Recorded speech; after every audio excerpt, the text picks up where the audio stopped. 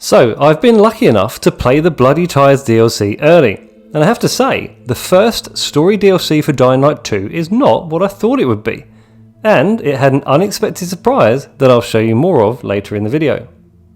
Now, if I'm being honest, I wasn't very hyped about Bloody Ties, and actually I hadn't played Dying Light 2 for a few months now. But as Techland generously gave me early access to it, I felt compelled to jump back in and see what it was all about. I was expecting from the trailer a simple combat arena type DLC with a story driven narrative to carry it forward, and I guess at its core that is exactly what it is. That's the reason you see that I wasn't keen, because I do suffer a bit with skill issues when it comes to the human combat in Dying Light 2. However, I am pleased to say that I actually had a lot of fun with this DLC.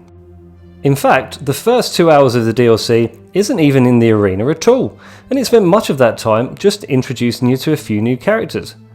Of course, it did involve getting into a few scrapes along the way too, but they felt necessary to the story and they weren't too much of a challenge considering that I was more than a bit rusty. According to Techland, you can play Bloody Ties right after the prologue in the main game, so it does go a bit easy on you at first, but even with my maxed out character and 114 hours in, it did get steadily more challenging, so it's probably best to wait until you've built up some skills. Now, the story isn't anything groundbreaking, but I felt involved in it and I was really enjoying Dying Light 2 again. Don't worry, I won't spoil anything for you here, I'm just going to outline the basics in this video.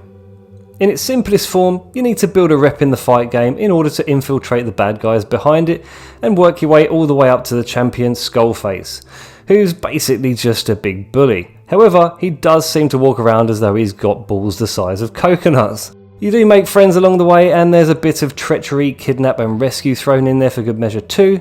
It's all very Dying Light 2 if you know what I mean, and of course it involves doing a few challenges in the process. But don't let that put you off. Even if you've had your fill of challenges by now, I still think that you'll like these ones. These challenges are basically sold to us as compulsory trials in order to gain entry into Carnage Hall, and once you've discovered them, you can attempt them as many times as you like, but you only need to achieve a bronze medal in each to qualify. Even after not playing for months, I got 2 bronzes and a gold after just a couple of attempts of each trial, so it really wasn't that hard to complete. And they were mostly great fun, to be honest. My favourites though were Between Two Fires, where you basically just got to pop these drowners with a crossbow, and the treasure hunt one where you can destroy virals with this amazing pistol. And the cool thing about these weapons is that neither of them are slowed down by reload animation, so you can just keep popping off shots instantly in order to cope with the onslaught, and this made the 2 challenges my favourite ones in Dying Light 2 so far.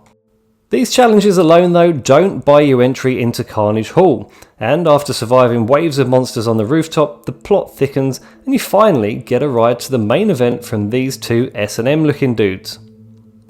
When you arrive, it certainly looks like you're still in Villador when you look around, but if you check the map out, Carnage Hall just seems to be floating in a weird dimension all of its own. You can actually take a good look around the venue now though, and it really does look pretty cool. And after networking the crowd for a bit of information, you end up with this guy, and he's the one basically you have to see every time you want to fight. The first fight is pretty straightforward to be honest, but once it's done you unlock the real events.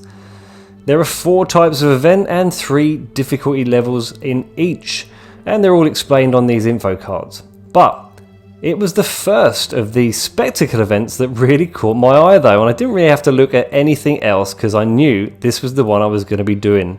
And this is the surprise I mentioned at the beginning of the video. Yes, you read it right, the One Day in Harran event takes you on a trip down memory lane in this awesome mock-up of Harran from the original Dying Light. Of course it's not quite the same as the real thing, but this event is so much fun.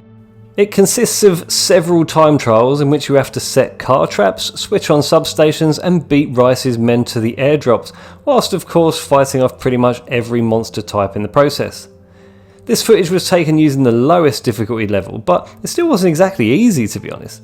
And again, if you haven't unlocked most of your skills, then even this level would be very hard to complete.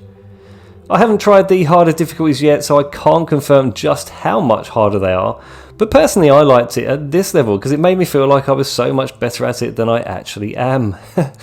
Sadly, I didn't have enough time before launch to record every aspect of Bloody Ties, but from what I've seen so far, it's a definite win for me, and that really surprised me. From what I hear, it should take around 6 or so hours to complete, and all of the events and trials are replayable, so at $7.99 in the UK is a bargain in my opinion. And if you bought the deluxe edition of Dying Light 2, then you'll get the Bloody Ties update at no extra charge on launch day. So big congrats to Techland, and thanks for the early access.